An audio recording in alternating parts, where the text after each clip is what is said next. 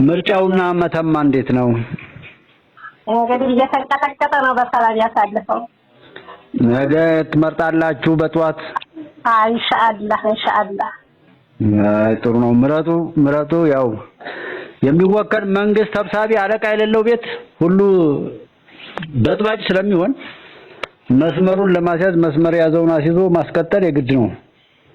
አዎ እንግዲህ መቼም እነሱም ፈራርተዋል። እኛም እንግዲህ ዝግጁ ነን። እንግዲህ አላህ ጋር ችግር የለውም። ሁሉ ሰው ራሱ ህዝብ ካለ ህዝብ ያለው ነው የሚሆነው። ሌላ ምንም ህዝብ አብሮ ለመቆም የሚያስችለው ነገር ይዞ የሚበጀውን መምረጥ ብቻ እኮ አይደለም፣ መርጦ ያን መከታተል፣ ወደ ጥቅም ማዋል፣ ሲሳሳት መመለስ፣ ሲሳሳት የማውረድ ይሄ እኮ የመብት ጉዳይ ነው። የማውረድም ሆነ የመሾም ባለቤትነቱ አንተ ነህ ሲባል እኔ አልመርጥም ብሎ መሸሹ እንዴት እንደሆነ አስቢው ውጤቱ። እሱስ እንዴት ነው? እዚህ ሰላም ነው በጣም። እሱስ ነው ዛሬ ደስ ይውሎ? ኧረ አልሐምዱሊላህ ቆንጆ ነው፣ በጣም ቆንጆ ነው። ሁሉም በተጠንቀቅ ነው። አሁን በተለያየ ቦታ ነው እየደወልኩ ነው ከመተማ ጀምሬ። እዚህ አምሮበታል። ወፍ የለም ራብሽር እንደዛ አይነት ነገር የለም ነው የሚለው። እንደው ደስ ይላል። ኧረ ምንም ነገር የለም። አንተ የለም እንደዚህ የሚባል ነገር የለም። ኢንሻአላህ እንደውም 2019 ሳይገባ ትግራይ ምርጫ እናደርጋለን እንኳን ነበር። ወሎ ያው ተንታ በጣም ሪሞት ኤሪያው ነው፣ ወደ በረሃ ያለው ነው። አዎ የለም ከወረዳው ዝቅ ብሎ ቀበሌ ሀገሮች ዝም ብሎ ገጠራማዎች የሉም።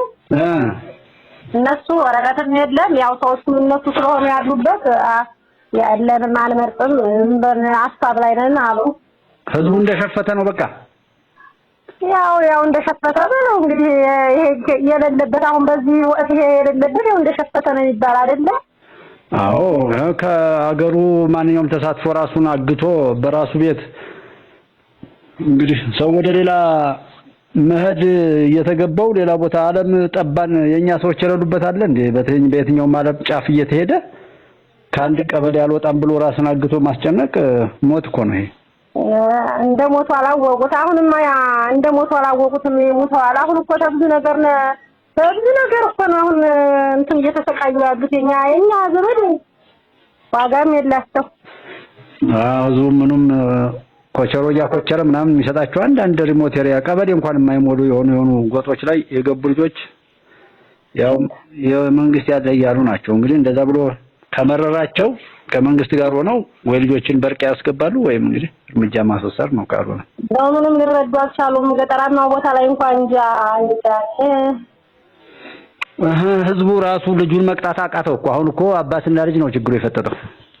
አሁን እኮ ሌላ ችግር የለውም። አባትና ልጅ ነው። አባትና ልጅ ሆነ እንጂ ሌላውማ ቀረ። መከራከያ ቀረ፣ መንግስት ጋር የሚለው ያ ሁሉ ቀረና እዛው የሰፈሩን መብላት መዝረፍ በቃ። ውሎ እንዴት ነው እንግዲህ? ባለበት ነው፣ ሰላም ነው። ዝግጅቱ እንዴት ነው ለምርጫው? ለነገው ሁሉም ተዘጋጅቷል። እንግዲህ ተዘጋጅቷል። አዎ ምረጡ፣ እወቁ፣ ሁሉም ባለቤት ይሁን።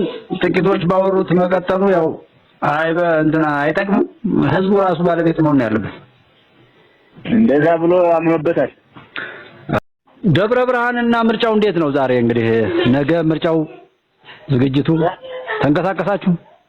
ደህና ነው። አይ ያው ድባቡ ያው የሆነ ስጋት ምናምን ወሬ ይወራል። ከዛ ውጭ የማውቀው ነገር የለኝም። አሁን ወሬና ምን ቦታው ላይ ስለሆንክ ታዩ የለ እንቅስቃሴውን በዛ ሁኔታ ምን ይመጣል ነው እንጂ እንቅስቃሴ ነው። ሰው በደህና እየወሰደ ይደርሳ ነው።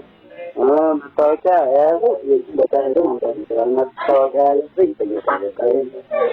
መታወቂያ ያዘው ምንድን ይሆናል? ያው ይጠይቁታል። አድራሻውን ይጠይቁታል። መንገድ ላይ ያሉ ማውቀት መታወቂያማ የግድ ነው። ሁሉ ፈካሪ በሆነበት ማወቅ አለባቸው። ልክ ናቸው። እንዴት ነው ደጀን ዛሬ ሁለተኛው ቀን ምንም አላለም። ሰጥ ነው። እንቅስቃሴ የለም። ነው። ምን ይላል ሰው? ሚሊሻ ወደ ጉባለች መሄድ መንቀሳቀስ ነው። ፍራቻ ነው።